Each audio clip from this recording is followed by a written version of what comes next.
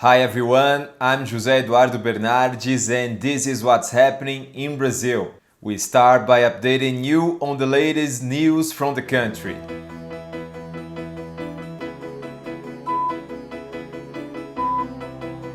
On Thursday, October 26, the Supreme Electoral Court resumed the trial of former President Jair Bolsonaro ineligibility. The session was finished with 2 votes in favor and 1 against the prohibition of Bolsonaro's candidacy. He is accused of abuse of political and economic power during the celebrations of the September 7 last year. The Chamber of Deputies approved a bill providing for the taxation of high-income funds sent abroad, including both exclusive and offshore funds. Taxation targets resource evasions to banks located in tax havens and special funds, the so-called super rich. The approval is considered a victory for the government, whose goal is to end the public debts in 2024. The Federal Police started the 19th phase of Operation Lesa Pátria to identify the people who encouraged and participated in the January 8 attacks in Brasília. 5 preventive arrest warrants and 13 search and seizure warrants were issued. Those under investigation are being accused of violent abolition of the democratic rule of law, coup d'etat, criminal association, incitement to crime, and crimes under terrorism law. On October 29, Quilombola leader José Alberto Moreno Mendes, also known as Doca, was shot dead in front of his house in Maranhão State. Doca was the president of the Quilombo Jaibara dos Rodrigues Residents Association and a member of the Territory Commission and Quilombola Council of the Union of Rural Black Quilombola Communities of Itapecuru Mirim. The crime made people's movement to demand justice. On the weekend, there were manifestations all around Brazil in solidarity with Palestinians. In the cities of Maceió and Belo Horizonte, dozens of people gathered to protest against the Israeli massacre of people in the Gaza Strip. In São Paulo, about 2,000 pro-Palestine protesters took the Paulista Avenue.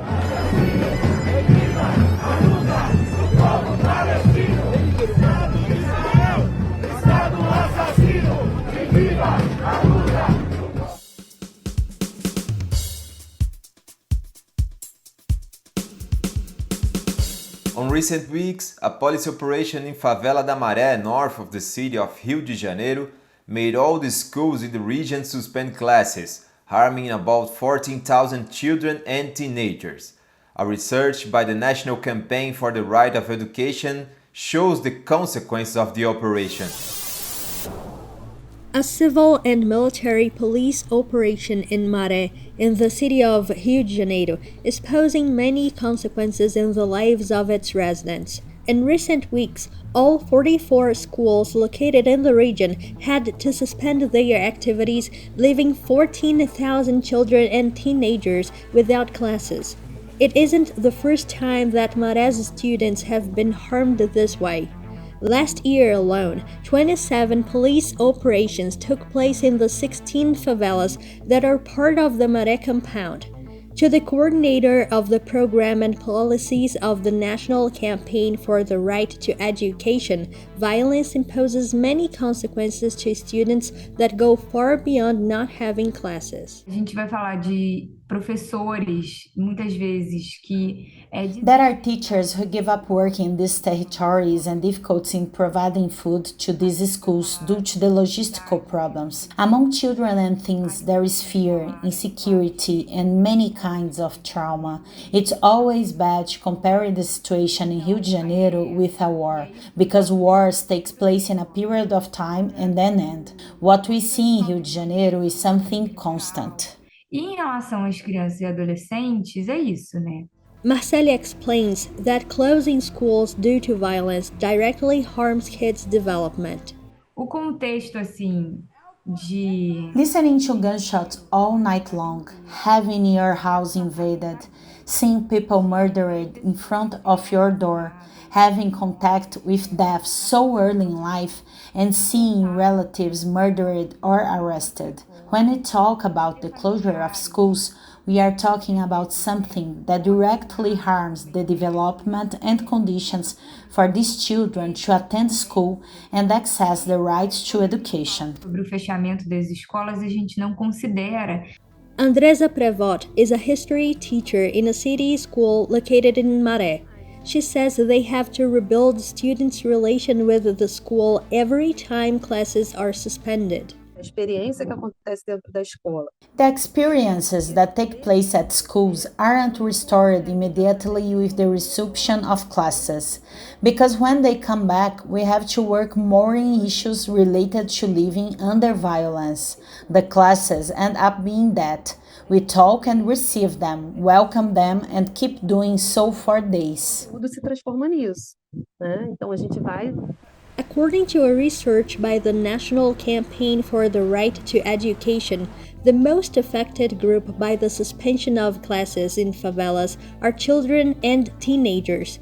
Education is the second most denied right to them, behind basic sanitation.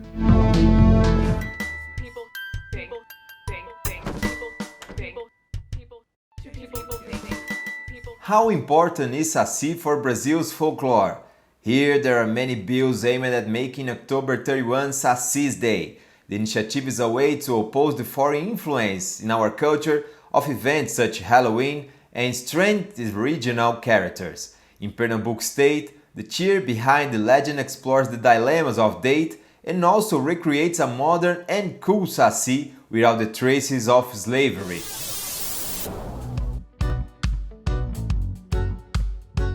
He has only one leg. He uses a red cap and is always with his pipe.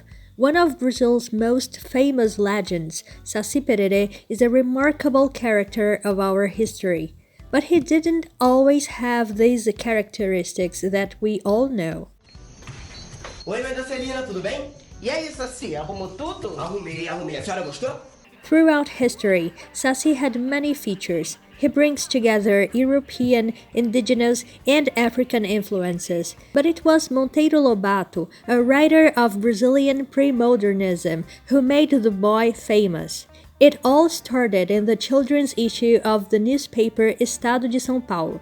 Lobato sent questions to readers about Saci, with the answers he prepared in 1917, Saci Pererê, the result of a survey. From then on, Saci appears as a prankish boy who experiences many adventures. Saci é mito da impostura, ele enfrenta. Saci is the myth of imposture. He faces the powerful people, colonial racism, and the conservative agrarian elite that try to dominate him. He faces them with cunning, not with raw power, but with laughter and humor. However, folklore isn't just imagination and carries a lot of the society from where it comes. Many times, Saci is portrayed negatively, making evident the burden of slavery in our reality. That's why some people decided to update Saci's image. An example of it is the movie Além da Lenda, Beyond the Legend in English, in which Saci is portrayed with a positive vibe without losing his original characteristics. A gente tentou desconstruir. We try to deconstruct the idea of Saci as a black character with malice, to remove the stereotype of the lazy, mischievous black person who only does mischief. Here we reconstructed in present a Saci that is friendly to everyone. Precisely because he was a well-known legend in Brazil, we understood that he was the leader of Brazilian legends. In the movie, Saci is a kind of guardian of a sacred book of Brazilian legends, and he faces another dilemma: to protect Brazil's tradition from foreign interference, represented by Halloween icons. Me dê o livro! Se algo acontecer com aquele livro, a gente já era. Enquanto existirem pessoas acreditando nelas, as lendas sempre existirão.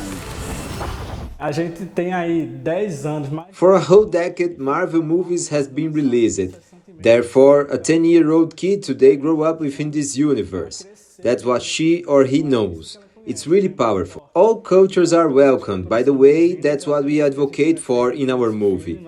However, we must balance it so that we don't look just at what comes from abroad. There are several bills trying to make Saci's Day official, but the date is not a consensus. A lot of people think it is a way of creating confusion where it doesn't exist. It happens that Saci researchers and worshippers reinforce that the idea is exactly to confront this imperialist wave of Halloween tricks and treats that has drawn Brazilian traditions. A gente vai tirar sarro do Halloween mesmo.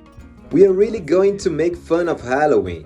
We are going to do it. Take the US culture, stir it up and annoy people. This is the biggest reason with Saci's Day is in October 31, to bother. And if don't bother, we don't generate this unrest, which is unrest that comes in the face of a culture that is not ours. We won't move this debate forward. E o Saci nos fala assim, olha, Saci says to us, look, there is such a big enemy in front of us that is useless to go against. We have to use our minds and humor. Valeu mesmo pela consideração. Isso alegra muito meu coração e minha alma, tá ligado? Agora vamos pra parte boa que a barriga tá roncando. Did you like the show? So hit the like button and share with your friends. Don't forget to subscribe to our channel to receive notifications. We'll see you next week.